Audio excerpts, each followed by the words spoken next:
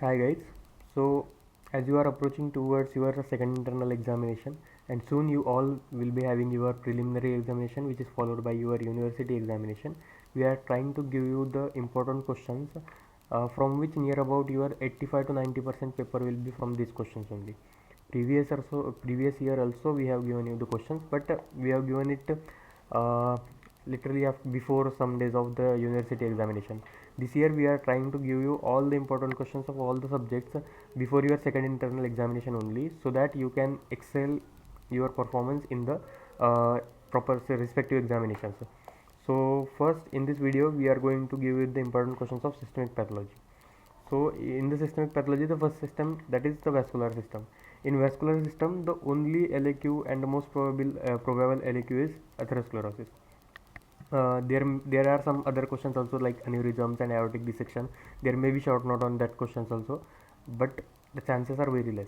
The most probable question, that is the atherosclerosis, and most probably atherosclerosis come as LAQ only. Okay.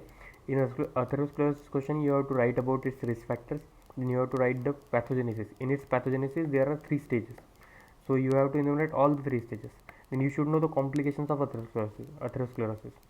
Then while writing about atherosclerosis, you have to add the pointers about the atherosclerotic plaque, or there may be separately a short note on atherosclerotic plaque also. Then you have to write the morphology. In morphology, you have to write the gross and microscopic morphology, and you have to draw the diagrams. Remember, in systemic pathology you have to draw the diagrams even though they are asked or not. Okay.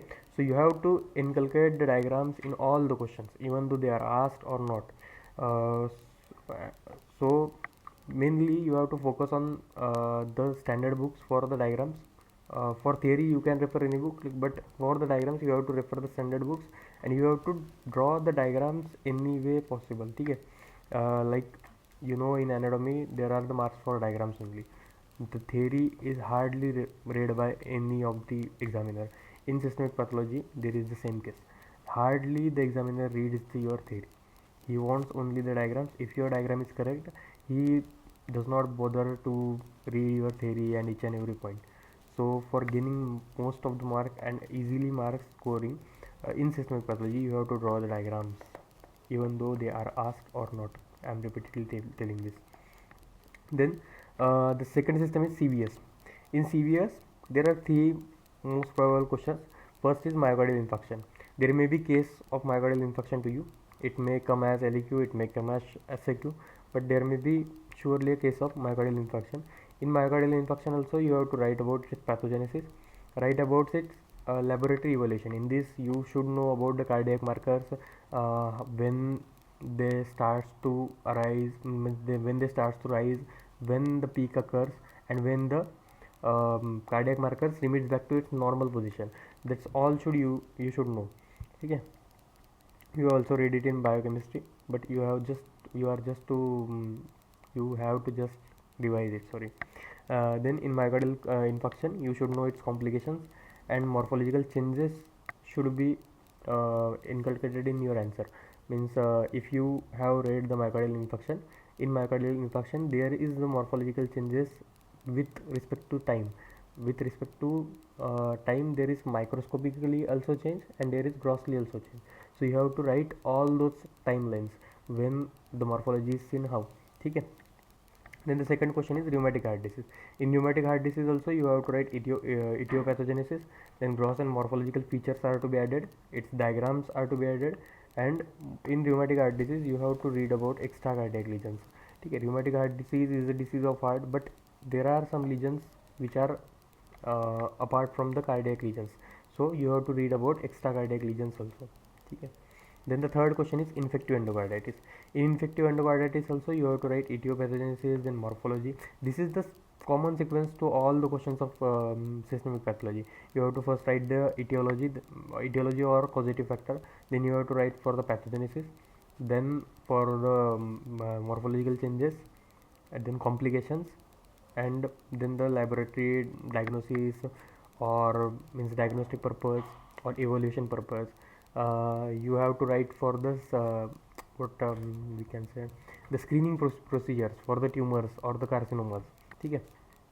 So the third question is infective endocarditis, in which you have to write about etiopathogenesis, morphology, and you have to know the rheumatic heart disease versus या फिर rheumatic endocarditis versus the bacterial endocarditis. You should know the difference between these two, rheumatic endocarditis and bacterial endocarditis.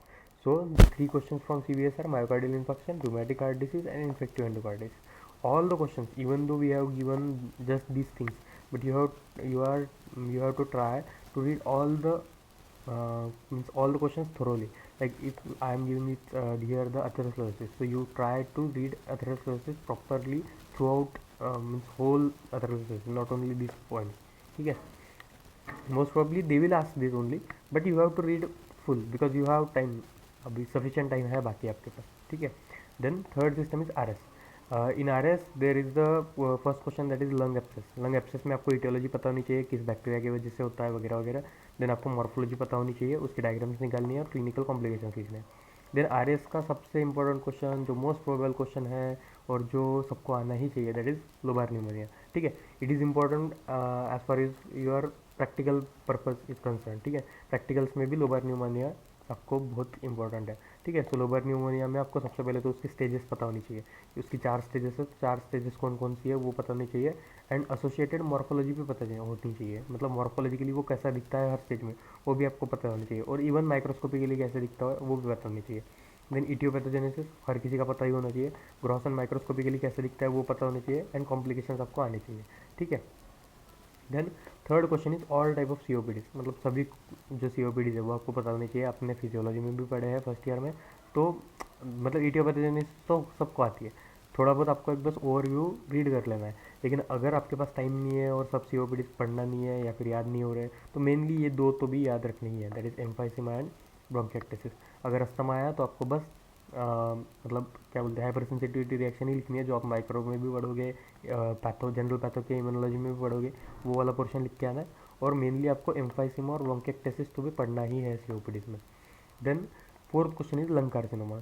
अब lung carcinoma में आपको WHO classification देखना है, clinical presentation देखना है और उसके कॉम्प्लिकेशंस देखने हैं. अब आपको ये बात याद रखनी है कि हर सिस्टम के जितने भी कार्सिनोमा है, अगर आपके पास टाइम है तो सेपरेटली उसके नोट्स बनाओ. सारे कार्सिनोमास पढ़ के ही जाना है पेपर से पहले, क्योंकि ये ट्रेंड रहा है कि 3 से 4 क्वेश्चन मिनिमम जो है वो कार्सिनोमा पे ही आते हैं. मतलब रिसेंट बैच का जो भी एग्ज़ाम हुआ था रिसेंट ईयर, उसमें भी सॉरी उसमें भी लगभग 3 से 4 क्वेश्चन थे. और हर बैच का जो ट्रेंड है 3 से 4 क्वेश्चन बस कार्सिनोमा पे आते हैं. तो कार्सिनोमा आपको पढ़ के ही जाना है, तो उसके अलग से नोट्स बना के रखो या फिर जो भी करना है, लेकिन कार्सिनोमा सबके पढ़ के जाना है. Lung carcinoma is the question, उसमें आपको WHO क्लासिफिकेशन देखना है, क्लिनिकल प्रेजेंटेशन देखना है और कॉम्प्लिकेशन देखना है. और फिफ्थ क्वेश्चन इज न्यूमोकोनियासिस. अब एक्चुअली न्यूमोकोनियासिस जो क्वेश्चन है वो यूटी के हिसाब से इतना इंपॉर्टेंट नहीं है, लेकिन सेकंड इंटरनल एग्जामिनेशन जिनकी भी होगी या फिर प्रिलिमिनरी एग्जामिनेशन जो भी होगी, मतलब कॉलेज लेवल एग्जामिनेशन में जनरली न्यूमोकोनियासिस पर थोड़ा सा फोकस दिया जाता है. यूनिवर्सिटी एग्जाम में आई डोंट फील वो आएगा, लेकिन फॉर इंटरनल एग्जामिनेशन आपको न्यूमोकोनियासिस पे पढ़ के जाना है. देन अगली सिस्टम है अपनी, दैट इज GIT. अब GIT में actually Barrett's oesophagus is the question, लेकिन बैरेट्स एसोफेगस जो है वो सबको आता है. ठीक है. इट इज़ अंडरस्टूड कि वो सबको आता है, तो वो आपको बस ऊपर से एक बार देखना, 2 मिनट लगते हैं बैरेट्स एसोफेगस पढ़ने में, वो एक बार ऊपर से देख लेना. Then first question is appendicitis. Appendicitis पे भी मतलब थ्योरी में क्वेश्चन आना 50-50 चांसेस है, but appendicitis is important as पर मतलब related to your practical cons. ठीक है. प्रैक्टिकल एग्जामिनेशन में अपेंडिसाइटिस जो है वो आपको आना ही चाहिए. अब अपेंडिसाइटिस में आपको क्या क्या आना चाहिए, तो अपेंडिसाइटिस के स्टेजेस होते हैं, तो वो स्टेजेस आपको पता होनी चाहिए. देन पैथोजेनेसिस, किस कारण अपेंडिसाइटिस होता है वो आपको आना चाहिए. और मॉर्फोलॉजी में ग्रॉस और माइक्रोस्कोपी तो सबकी पढ़नी है और वो निकाल के भी आने हैं डायग्राम्स. ठीक है. Then gastritis. अब एक्चुअली गैस्ट्राइटिस पेप्टिक अल्सर, ये दोनों जो है ये मोस्ट प्रोबेबल एलएक्यूज आपके GIT में जो मोस्ट प्रोबेबल एलएक्यूज है उसमें क्या है, गैस्ट्राइटिस और पेप्टिक अल्सर. अब गैस्ट्राइटिस और पेप्टिक अल्सर के वीडियो, शायद पेप्टिक अल्सर का वीडियो अपलोड किया है कि नहीं मुझे याद नहीं है, बट गैस्ट्राइटिस का तो पक्का किया है. तो वो आपको वीडियो पूरा देख के जाना है, पूरा वैसे क्या वैसे ही लिख के आना है पेपर में. ठीक है. अब गैस्ट्राइटिस में आपको क्या क्या लिखना है, उसका क्लासिफिकेशन लिखना है, देन पैथोजेनेसिस लिखना है और ग्रॉस और माइक्रोस्कोपी भी लिखनी है. और अगर आपने वीडियो देखा है और नहीं भी देखा है तो जाके देखो, गैस्ट्राइटिस जैसे पढ़ा है वैसे के वैसे ही लिख के आना। पेप्टिक अल्सर का भी वीडियो अगर अपलोड नहीं भी किया तो मतलब वीडियो रिकॉर्ड हो चुका है, वो अपलोड कर दूंगा, मुझे याद नहीं है प्रॉपरली अपलोड किया है कि नहीं। अब पेप्टिक अल्सर के भी आपको रिस्क फैक्टर्स लिखना है, देन पैथोजेनेसिस लिखना है और ग्रॉस और माइक्रोस्कोपी विद कॉम्प्लिकेशंस लिखना है, ठीक है। सो गैस्ट्राइटिस और पेप्टिक अल्सर ये तो पढ़ना ही पढ़ना है जीआईटी में। देन गैस्ट्रिक कार्सिनोमा, मैंने बोला सारे ही कार्सिनोमा पढ़ना है, कार्सिनोमा छोड़ना ही नहीं है, कोई भी सिस्टम का कार्सिनोमा हो वो पढ़ो, ठीक है, क्योंकि कार्सिनोमा पे 3 से 4 क्वेश्चन आएंगे, पक्का आएंगे, ठीक है। सो गैस्ट्रिक कार्सिनोमा में भी आपको इटियोपैथोजेनेसिस पढ़नी है, ग्रॉस और माइक्रोस्कोपी पढ़नी है, कॉम्प्लिकेशन पढ़ना है। देन कोलोरेक्टल कार्सिनोमा पे रिसेंट बैच में क्वेश्चन आ चुका है, तो चांसेस है कि आपको शॉर्ट नोट में आ सकता है, ठीक है, शॉर्ट नोट में आ सकता है, या फिर मतलब है चांसेस है कोलोरेक्टल कार्सिनोमा, पता नहीं, गट फीलिंग है कि आ सकता है। तो कोलोरेक्टल कार्सिनोमा पढ़ के जाना अच्छे से, उसमें इटियोपैथोजेनेसिस लिखना है, then complications, gross and microscopy differences वगैरह कुछ है वो भी देख लेना है। कोलोरेक्टल कार्सिनोमा पूरा ही पढ़ के जाना है, कार्सिनोमा वाले पॉइंट जो वो पूरे पढ़ के जाओ। Then benign versus malignant ulcer, ये आपको ऐसे क्यों करके आ सकता है कि बिनाइन और मैलिग्नेंट अल्सर में क्या डिफरेंशिएटिंग फैक्टर्स होते हैं, ठीक है, आने के चांसेस थोड़े से कम है कंपेरेटिवली, क्योंकि जीआईटी बहुत बड़ा है, जीआईटी सबसे बड़ी सिस्टम है और उसमें अच्छे खासे क्वेश्चन है, मतलब जैसे गैस्ट्राइटिस है, पेप्टिक अल्सर है, गैस्ट्रिक कार्सिनोमा है, कोलोरेक्टल कार्सिनोमा है, आईबीडी है, तो ये जो है ये अच्छे खासे क्वेश्चन है, उसके कारण इसके आने के चांसेस थोड़े से कम है, बट पढ़ के जाना है कि बिनाइन और मैलिग्नेंट अल्सर में क्या डिफरेंशिएटिंग फैक्टर होता है। देन इन्फ्लेमेटरी बाउल डिसीज में आपको डेफिनेशन पता होनी चाहिए कि इन्फ्लेमेटरी बाउल डिसीज की डेफिनेशन क्या है। देन क्रॉन्स डिसीज और अल्सरेटिव कोलाइटिस में आपको डिफरेंस पता होना चाहिए और उनके दोनों के मॉर्फोलॉजिकल फीचर्स पता होने चाहिए और उनके जो डायग्राम्स है वो आपको निकाल के आने हैं, ठीक है। Then next system is hepatobiliary system. अब हिपेटोबिलियरी सिस्टम में सबसे कॉमन जो क्वेश्चन है जो सबको आना चाहिए that is jaundice.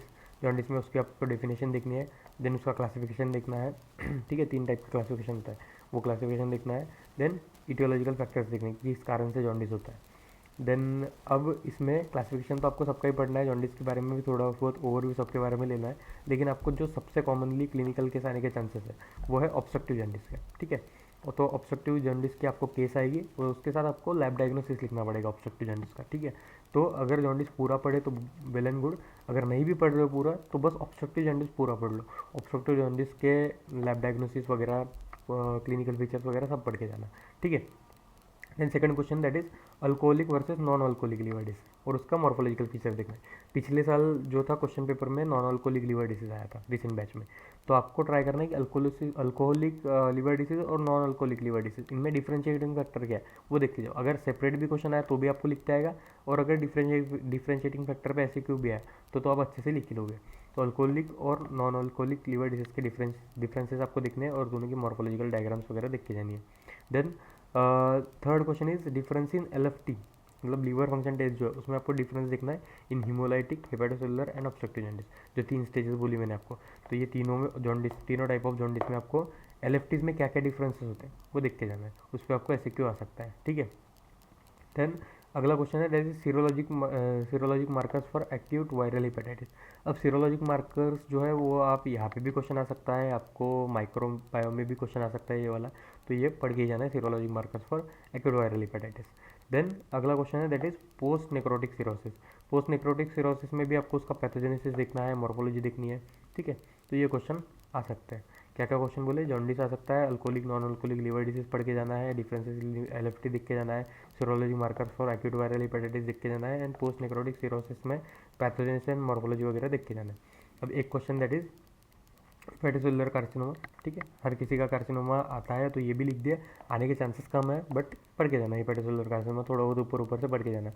Fatty liver ये जो क्वेश्चन है, fatty liver is one of the most important question. Fatty liver आ सकता है आपको, थ्योरी में भी आ सकता है और प्रैक्टिकल में तो होती ही है, मतलब 90% टाइम्स फैटी लीवर की स्लाइड आपको लिखी जाएगी या फिर स्पेसिमेन आपको रखा जाएगा, ठीक है। सो फैटी लीवर भी आपको अच्छे से पढ़ के जाना है। Then next system is renal. अब अगर देखी जाए तो जीआईटी के पास अगर सबसे बड़ी सिस्टम कोई है तो वो रीनल सिस्टम है, ठीक है। अब रीनल में आपको क्या देखना है, नेफ्राइटिक वर्सेस नेफ्रोटिक सिंड्रोम जो है उन दोनों में क्या डिफरेंसेस है वगैरह वगैरह वो सब देख के जाना है, दोनों की डेफिनेशन देखनी है और दोनों में क्या डिफरेंसेस है वो देख के जाना है। Then glomerular nephritis. अब ग्लोमेरुलर नेफ्राइटिस का आपको क्लासिफिकेशन पता होना चाहिए, ठीक है, सारे ग्लोमेरुलर नेफ्राइटिस पढ़ने की कोई ज़रूरत नहीं है, लेकिन उसका क्लासिफिकेशन आपको पता होना चाहिए और आपको आरपीजीएन पढ़ के जाना है, ठीक है। मतलब अगर ग्लोमेरुलर नेफ्राइटिस पे क्वेश्चन आए तो ग्लोमेरुलर नेफ्राइटिस का सबसे पहले आपको क्लासिफिकेशन पूछेगा, देन वो बोलेगा कि रैपिडली प्रोग्रेसिव ग्लोमेरुलर नेफ्राइटिस पे पूरा उसका पैथोजेनेसिस वगैरह एटियोलॉजी वगैरह सब लिखो, देन उसकी माइक्रोस्कोपी और ग्रॉस भी लिखो। अब माइक्रोस्कोपी में आपको डायग्राम्स वगैरह बना के आना है। देन दो ये हो गया एक आरपीजीएन वाला ग्लोमेरुलर नेफ्राइटिस, और एक आपको पढ़ना है दैट इज पीएसजीएन। पीएसजीएन क्या है? पोस्ट स्ट्रेप्टोकोकल ग्लोमेरुलर नेफ्राइटिस, ठीक है। उसमें भी आपको इटोलॉजिकल फैक्टर्स पैथोजेनेसिस वगैरह दिख के जाना है और माइक्रोस्कोपी और क्रॉस निकालनी है। इस पर आपको ये लिख के आ सकता है, ठीक है, पोस्ट स्ट्रेप्टोकोकल ग्लोमेरुलर नेफ्राइटिस पे। क्योंकि ये बहुत कॉमन केस है, ठीक है, बच्चों में, मतलब चिल्ड्रंस में बहुत कॉमन केस है। इसकी आप केस भी आ सकती है, मतलब सोर थ्रोट की हिस्ट्री रहेगी एक बच्चे की, और देन आगे आपको रीनल पे वो रिलेट करेगा। तो आपको ध्यान में रखना है कि अगर सोर थ्रोट की कंडीशन है तो post streptococcal glomerular nephritis is one of the differential diagnosis, ठीक है। देन क्रोनिक पाइलोनेफ्राइटिस, ये भी एक क्वेश्चन है। क्रोनिक पाइलोनेफ्राइटिस में आपको ग्रॉस और माइक्रोस्कोपिक देख के जानी है। उसमें थोड़ा बहुत आप देख सकते हो कि उसकी पैथोजेनेसिस वगैरह कैसे हो सकती है, नहीं तो आपको एटलीस्ट ग्रॉस और माइक्रोस्कोपी तो आनी चाहिए। Then renal cell carcinoma, renal cell carcinoma is one of the important carcinomas, ये भी आ सकता है, सारे कार्सिनोमास पढ़ के जाना है तो ये पूरा ही पढ़ के जाना है।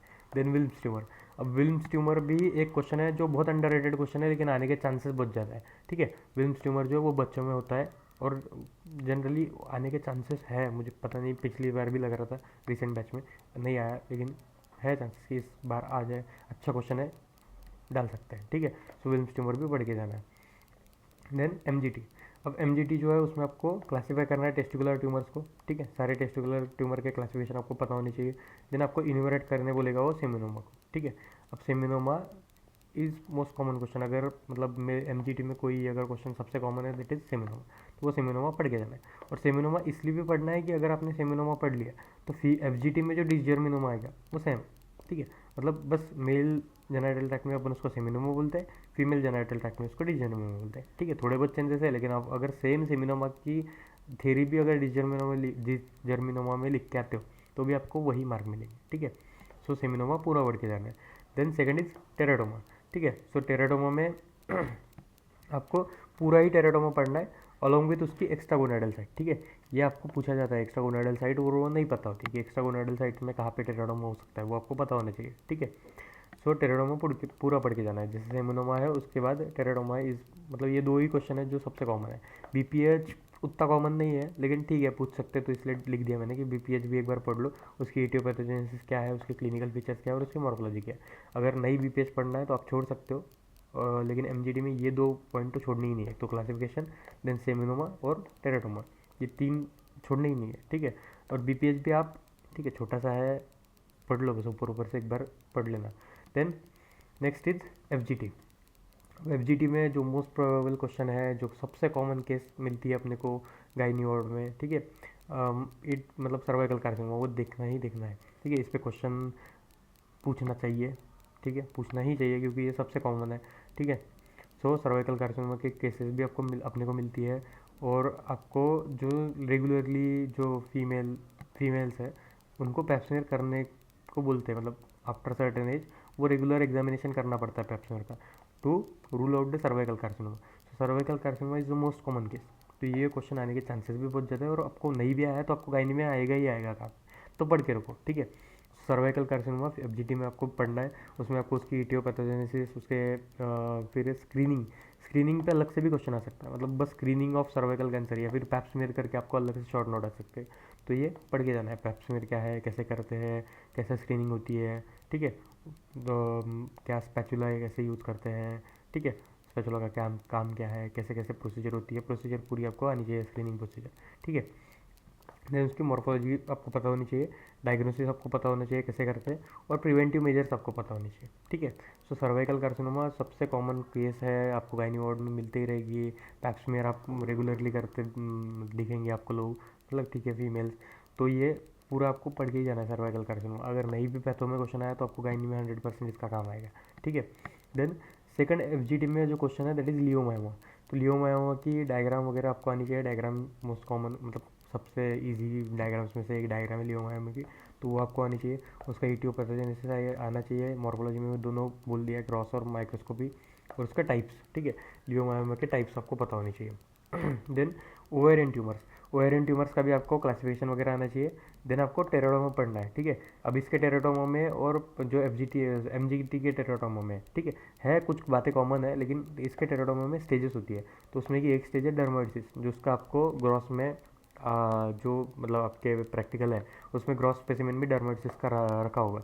तो यहाँ पे आप अगर टेराडोमा पढ़ोगे पूरा एफजीटी में से, तो आपको डर्मोइडसिस भी प्रिपेयर हो जाएगा, आपका प्रैक्टिकल पर्पस भी प्रिपेयर हो जाएगा और अच्छे से क्वेश्चन लिखोगे, ठीक है। मतलब उसको भी पता है एग्जामिनर को कि आप एमजीटी एफजीटी में एक ही बार टेराडोमा पढ़ते हो, दोनों में से कोई भी क्वेश्चन आए तो एक ही बार लिखते हो, ठीक है। तो उसको अगर टेराडोमा के स्टेजेस आप एफजीटी के क्वेश्चन में लिख के दे रहे हो तो उसको समझ में आता है कि इसने पढ़ा है, प्रॉपर बच्चे ने, ठीक है। तो इसमें से एफजीटी का टेराडोमा अच्छे से पढ़ के जाना। देन सीरियस ट्यूमर एक आपको पढ़ना है, ठीक है। चांसेस कम है बट आ सकता है। सो ओवेरियन ट्यूमर्स में आपको 2 ट्यूमर्स पढ़ने हैं प्रॉपरली, टेराडोमा और serous tumour. Then next is breast, breast में आपको फाइब्रोइडेनोमा ब्रेस्ट पढ़ना है, ठीक है। अब ब्रेस्ट में एक्चुअली आपको फाइलोड्स भी पढ़ सकते हो आप, फाइलोड्स भी आने के चांसेस वैसे तो कम है, बहुत कम है, इसलिए मैंने लिखा नहीं, बट फाइब्रोइडेनोमा आ सकता है, ठीक है। फाइब्रोइडेनोमा के केसेस आपको सर्जरी वार्ड में मिल भी जाएगी, देखी भी होगी जिन्होंने अगर सर्जरी की पोस्टिंग प्रॉपर की है। फाइब्रोइडेनोमा ब्रेस्ट की केस बहुत लोगों ने देखी होगी, ठीक है। सो फाइब्रोइडेनोमा ब्रेस्ट जो है वो एक क्वेश्चन आपको करके जाना है, जिसमें आपको इटियोलॉजी, पैथोजेनेसिस और मॉर्फोलॉजी देख के जानी। देन इसमें मोस्ट कॉमन क्वेश्चन जो है सबको पता है, सब पढ़ते भी है, दैट इज ब्रेस्ट कार्सिनोमा, ठीक है। तो ब्रेस्ट कार्सिनोमा में आपको पूरा ही ब्रेस्ट कार्सिनोमा पढ़ना है, उसमें आपको क्लासिफिकेशन पढ़ना है, देन ग्रेडिंग पढ़नी है, स्टेजिंग पढ़नी है, ठीक है। टीएनएम स्टेजिंग जो होती है वो पढ़नी है। टीएनएम स्टेजिंग पे अलग से आपको मतलब शॉर्ट नोट भी आ सकती है। इसके प्रोग्नोस्टिक फैक्टर जो है वो आपको पढ़ने हैं, रिस्क फैक्टर्स पढ़ने हैं, और आपको नोट एक आ सकती है, मतलब वो बोल सकता है कि right a note on invasive ductal carcinoma. So invasive ductal carcinoma के बारे में थोड़ा बहुत पढ़ के जाना है, ठीक है। ये क्वेश्चन ऐसे नहीं है कि हमने रैंडम कोई भी क्वेश्चन लिख दिए हैं, प्रॉपर एक सोच के साथ प्रॉपर पिछले ट्रेंड्स देख के ही क्वेश्चन बनाया है, इसलिए हम गारंटी ले रहे हैं कि 80 to 90% पेपर इसमें से ही आएगा। तो इसमें से एक भी क्वेश्चन आपको नहीं छोड़ना है। और गिने चुने, आई थिंक सिस्टमिक पैथोलॉजी इतनी बड़ी है, सिस्टमिक पैथोलॉजी में से गिने चुने 30-40 क्वेश्चन आपको दिए, तो 30-40 क्वेश्चन पढ़ने ही पढ़ने हैं हर रोज़ के। आपने अगर 2-3 क्वेश्चन भी पढ़ लिए तो 15-20 दिन में पूरा सिस्टमिक पैथोलॉजी कवर हो जाएगा, और इसमें से ही आएगा 80-90% क्वेश्चन। तो एक भी क्वेश्चन इसमें से नहीं छोड़ना है। देन एंडोक्राइन, एंडोक्राइन में आपको क्या पढ़ना है, हाशिमोटोस थायरॉयडाइटिस पढ़ना है। ये आने के चांसेस बहुत ज़्यादा है, बहुत ही ज़्यादा चांसेस है, ठीक है। अब इसमें आपको ग्रॉस भी आनी चाहिए, उसके माइक्रोस्कोपी भी आनी चाहिए, कॉम्प्लिकेशन भी आनी चाहिए, और पैथोलॉजी कैसे होता है वो भी पता होना चाहिए। देन थायरॉयडॉक्सिकोसिस, थायरॉयडॉक्सिकोसिस में आपको कॉजेस पता होने चाहिए, किस वजह से थायरॉयडॉक्सिकोसिस होगा। देन ग्रेव्स डिसीज के बारे में आपको इसमें लिखना पड़ेगा, उसकी इटियोपैथोजेनेसिस आपको पता होनी चाहिए, और मॉर्फोलॉजी पता होनी चाहिए, ठीक है। ग्रॉस मॉर्फोलॉजी में जब भी मॉर्फोलॉजी बोलते हो तो दोनों भी, ग्रॉस और माइक्रोस्कोपी, ठीक है। और उसके डायग्राम निकाल के ही आने हैं। Then diabetes mellitus, diabetes mellitus में आपको पूरा ही डायबिटीज़ मेलाइटिस पढ़ना है, क्योंकि वो एलएक्यू, प्रोबेबल एलएक्यू आ सकता है, ठीक है। उसमें आपको aetiology, classification, lab diagnosis along with significance, मतलब लैब डायग्नोसिस तो आपको लिखना ही है, लेकिन उसका सिग्निफिकेंस भी वो पूछ सकता है। ये क्वेश्चन शॉर्ट नोट करके अलग से भी आ सकता है कि लैब डायग्नोसिस लिखनी है, उसका सिग्निफिकेंस के साथ क्या सिग्निफिकेंस है, कैसे किस लैब डायग्नोसिस का क्या सिग्निफिकेंस है वो आपको पता होना चाहिए, ठीक है। डायबिटीज़ मेलाइटिस में ये भी कॉमन केस है, तो ये पढ़ लो अच्छे से, ठीक है। देन आपको अलग एक शॉर्ट नोट आ सकती है, दैट किसकी, ओरल ग्लूकोज टॉलरेंस टेस्ट की, ठीक है। अब जीटीटी भी बोलते हैं उसको, ओरल ग्लूकोज टॉलरेंस टेस्ट। इसके बारे में आपको पता होना चाहिए कि इंडिकेशन क्या है, कब कब अपन ओरल ग्लूकोज टॉलरेंस टेस्ट करते हैं, उसकी मेथड क्या है, प्रोसीजर कैसे करते हैं, और इंटरप्रिटेशन कैसे निकालते हैं, वो सब आपको पता होना चाहिए, ठीक है। तो ओरल जीटीटी में आपको ये सब पता होना चाहिए। देन आपको पढ़ना है that is main syndromes. Main syndromes में क्या है, मल्टीपल एंडोक्राइन न्यूरोप्लेसिया सिंड्रोम्स, ठीक है। तो इसमें भी आपको मेन 1 मेन 2 आएगा, मेन 1 मेन 2 के डिफरेंसेस पता होने चाहिए, और मेन पूरा ही पढ़ के जाना है, ठीक है, क्योंकि ये भी इंपॉर्टेंट क्वेश्चन है। तो हाशिमोटोस थायरॉयड, अगर सबसे इंपॉर्टेंट देखा जाए तो हाशिमोटोस थायरॉयडाइटिस, ग्रेव्स डिसीज थोड़ा बहुत पढ़ लो, डीएम पढ़ लो, ओजीटीटी भी पढ़ लो, और मेन भी पढ़ लो, ठीक है। इसमें सभी इंपॉर्टेंट क्वेश्चन है, तो वो सब भी पढ़ लो लगभग, ठीक है। अगर ब्रेस्ट में देखा जाए तो फाइब्रोइडेनोमा आप बस ऊपर ऊपर से देखा तो चलेगा, वैसे तो सभी पढ़ो यार, 30-40 क्वेश्चन है, कितने टाइम लगता है, ठीक है। अब स्किन एंड मस्कुलोस्केलेटल, ये दोनों सिस्टम को क्लब करके लिखा है। स्किन एंड मस्कुलोस्केलेटल में आपको सबसे पहले स्किन में मेलानोमा ऑफ स्किन पढ़ना है, ठीक है। मेलानोमा ऑफ स्किन जो है वो कॉमनली दिखता है, तो वो आपको पढ़ना है। देन एससीसी, ठीक है, एससीसी स्क्वामस सेल कार्सिनोमा, ठीक है, मोस्ट कॉमन है कंडीशन है, तो वो एक आपको पढ़ के लेनी है। स्क्वामस सेल कार्सिनोमा में पैथोजेनेसिस वगैरह पता होनी चाहिए, मॉर्फोलॉजी उसकी पता होनी चाहिए। देन आपको बेसल सेल कार्सिनोमा भी पढ़ के जाना है। अब बेसल सेल कार्सिनोमा के चांसेस वैसे तो कम है क्योंकि रिसेंट बैच में आ चुका है, बट फिर भी आपको पढ़ के जाना है, ठीक है, और ऊपर ऊपर से पढ़ के जाओ। अब इसमें है ना बेसल सेल कार्सिनोमा वगैरह, स्क्वामस सेल कार्सिनोमा, आपको एग्जैक्ट साइट्स पता होनी चाहिए, मतलब लीजन कहाँ पे होता है वो एग्जैक्ट साइट्स पता होनी चाहिए। और वो साइट जब भी आप पेपर में लिखोगे आपको उसको अंडरलाइन करके आना है, तो वो एग्जामिनर को पता चल जाता है कि ठीक है ये बंदा पढ़ के आया। जैसे बेसल सेल कार्सिनोमा जो है उसका ईयर लोब्यूल से लेके मतलब एंगल ऑफ मैंडिबल तक या फिर एंगल ऑफ माउथ तक जो है वहाँ तक एक इमेजिनरी लाइन अपन खींचते हैं और उसके ऊपर के साइड में लीजन्स होते हैं। तो ये अगर आप लिख के प्रॉपर उसको अंडरलाइन करके आ रहे हो तो एग्जामिनर भी लाइक कि नहीं ये बंदा सच में पढ़ के आया है, ठीक है। तो ये 3 क्वेश्चन हो गए आपके स्किन के, that is melanoma of skin, squamous cell carcinoma and basal cell carcinoma. Then muscular skeletal में क्या क्या ऑस्टियोमाइलिटिस आपको पढ़ के जाना है। ऑस्टियोमाइलिटिस में आपको उसकी डेफिनेशन पता होनी चाहिए। पायोजेनिक वर्सेस ट्यूबरकुलर जो है वो आपको पता होना चाहिए, मतलब pyogenic osteomyelitis and tubercular osteomyelitis, ठीक है। सॉरी गाइस, ये थोड़ा बहुत आवाज़ सराउंडिंग में चलते रहता है, ठीक है। अब पायोजेनिक वर्सेस ट्यूबरकुलर ऑस्टियोमाइलिटिस के आपको डिफरेंसेस पता होनी चाहिए। और पायोजेनिक ऑस्टियोमाइलिटिस जो है वो आपको पूरा ही पढ़ के जाना है, ठीक है, क्योंकि उस पर अलग से क्वेश्चन भी आ सकता है। इसकी डिफरेंस पता होनी चाहिए और पायोजेनिक जो है वो पूरा पढ़ के जाना है। देन आपको प्राइमरी बोन ट्यूमर जो है वो पढ़ के जाना है, उसका क्लासिफिकेशन पढ़ के जाना है। देन कंप्लीट ऑस्टियोजेनिक सार्कोमा पढ़ना है आपको, ठीक है। ऑस्टियोजेनिक सार्कोमा जो है ये आपको पूरा पढ़ के जाना है, उसमें उसकी रेडियोलॉजिक फाइंडिंग जो है वो स्पेसिफिक है तो वो भी पढ़ के जानी है। और आपको जाइंट सेल ट्यूमर भी पढ़ के जाना है, ठीक है। जाइंट सेल ट्यूमर पे भी क्वेश्चन आने के चांसेस बहुत ज़्यादा ब्राइट है, ठीक है। पिछले रिसेंट बैच में आ चुका है, फिर भी बहुत ब्राइट चांसेस है कि आ सकता है। एक तो ऑस्टियोजेनिक सार्कोमा आएगा या फिर जाइंट सेल ट्यूमर आएगा, ठीक है। देन आपको रैप्डोमायोसार्कोमा भी पढ़ के जाना है। रैप्डोमायोसार्कोमा में उसके टाइप्स और मॉर्फोलॉजी पढ़ के जाओ, ठीक है। ज़्यादा डिटेल में मत पढ़ो रैप्डोमायोसार्कोमा को, बस उसकी टाइप्स और मॉर्फोलॉजी अच्छे से पढ़ के आना, ठीक है। अब सी एन एस में आपको ये जो क्वेश्चन है ये आपको माइक्रोबायो में भी आएगा, या आपको पैथो में भी आ सकता है, ठीक है। मतलब pyogenic versus tubercular versus viral meningitis, ठीक है। ये आपको तीनों के डिफरेंसेस, एक चार्ट है जो माइक्रोबायो में भी दिया है, शास्त्री में भी दिया है, पैथो की बुक्स में भी दिया होगा, तो वो चार्ट आपको पूरा आना चाहिए, ठीक है। देन मेनिंजियोमा आपको पढ़ना है। मेनिंजियोमा में उसको आपको ग्रॉस और माइक्रोस्कोपी पता होनी चाहिए, पैथोलॉजी भी थोड़ी बहुत देख के जाना। और बाद में आपको CNS ट्यूमर्स पता होनी चाहिए। CNS ट्यूमर्स का एटलीस्ट क्लासिफिकेशन तो भी पढ़ के जाओ, ठीक है।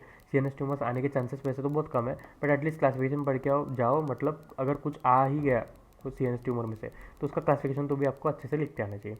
अब एक्स्ट्रा कुछ पॉइंटर्स हमने पिछले रिसेंट ट्रेंड देख के कुछ एक्स्ट्रा क्वेश्चन ऐड किए हैं जिस पे क्वेश्चन आ सकता है। जैसे FNAC हो गया, फाइन नीडल एस्पिरेशन साइटोलॉजी, इस पे क्वेश्चन आने के चांसेस है। पेपर 1 में भी आ सकता है, पेपर 2 में भी आ सकता है, ठीक है। सो FNAC पढ़ के जाना है।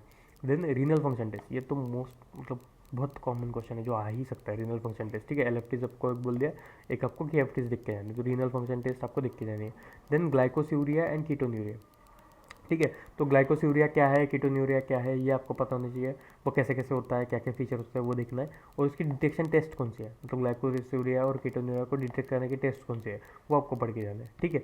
Then fourth question that is semen analysis. ये एक क्वेश्चन आ सकता है कि सीमेन एनालिसिस अपन इंडिकेशंस क्या क्या है, कब कब करते हैं और उसकी इंटरप्रिटेशंस क्या होती है। और एक क्वेश्चन है दैट इज मतलब अपन वैसे तो इसको मस्कुलर स्केलेटल में भी ऐड कर सकते थे, बट इसको एक्स्ट्रा में रखा है कि गाउट एक आ सकता है। इसको एक्स्ट्रा में इस कारण रखा है क्योंकि ये मतलब ऑलरेडी आप बायोकेमिस्ट्री में पढ़ चुके हो, तो बस आपको उसकी फिजियोलॉजी और बायोकेमिस्ट्री भी अगर आती है तो आप गाउट पे आंसर लिख सकते हो, ठीक है।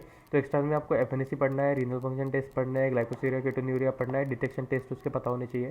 देन सीमेन एनालिसिस किस मतलब कब कब करते हैं अपन, उसके इंटरप्रिटेशन क्या होते हैं वो आपको पता होना चाहिए। और गाउट जो है, गाउट की फिजियोलॉजी और बायोकेमिस्ट्री वाला पोर्शन जो है वो सत्ता ही भी अगर आपको पता है तो आप उसका क्वेश्चन अटेम्प्ट करके आओगे, ठीक है। So these are all the important questions. तो इसमें आपको वापस एक बार रिवाइज कराता हूँ क्या है। वेस्कुलर सिस्टम में एथेरोस्क्लेरोसिस पढ़ना है, CS में MI पूरा पढ़ना है, रिमेटिक हार्ट डिसीज पूरा पढ़ना है, इन्फेक्टिव एंडोकार्डिटिस पूरा पढ़ना है। RS में आपको लंग एब्सेस जो है वो पढ़ना है, लोबार न्यूमोनिया तो पूरा ही पढ़ना है। सारे COPDs पढ़ो, अगर नहीं सारे पढ़ना है तो एम्फोसीमा ब्रोंकिक्टिसिस पढ़ो, लंग कार्सिनोमा सारे ही कार्सिनोमा आपको पढ़ के जाना है। न्यूमोकोनियासिस जो है ये आपके इंटरनल के लिए ज़्यादा इंपॉर्टेंट है, ठीक है। GIT में आपको अपेंडिसाइटिस पढ़ना है, इसोफेगस बस ओवरव्यू ले लेना है। गैस्ट्राइटिस और पेप्टिक अल्सर तो पूरा ही पढ़ना है, ठीक है। मेरे वीडियोस में जैसा दिया है वैसे ही आप लिख के आओ, आपको बाकी कुछ लिखने की ज़रूरत नहीं, बाकी कुछ पढ़ने की भी ज़रूरत नहीं है। Then gastric carcinoma, gastric carcinoma जो है वो एक आ सकता है, सारे कार्सिनोमा पढ़ के जाओ। कोलोरेक्टल कार्सिनोमा तो बहुत ज़्यादा इंपॉर्टेंट है। बिनाइन वर्सेस मैलिग्नेंट अल्सर थोड़ा बहुत ऊपर ऊपर से देख के जाना। आईबीडी जो है उसकी डेफिनेशन आपको पता होनी चाहिए। क्रोन्स डिसीज और अल्सरेटिव कोलाइटिस का डिफरेंस आपको पता होना चाहिए, और दोनों के मॉर्फोलॉजिकल फीचर्स क्या क्या है, डिफरेंशिएटिंग फैक्टर्स वो आपको पता होने चाहिए।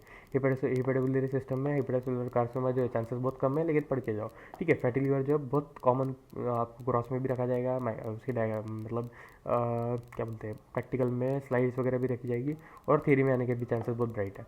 जॉन्डिस आपको पूरा पढ़ के जाना है। अल्कोहलिक और नॉन अल्कोहलिक लिवर डिसीज के बीच में डिफरेंसेस आपको दिख के जाने हैं। एलएफटी आपको पूरा दिख के जाना है, डिफरेंसेस क्या क्या है हिमोलाइटिक हेपेटोसेलुलर और ऑब्स्ट्रक्टिव जॉन्डिस में।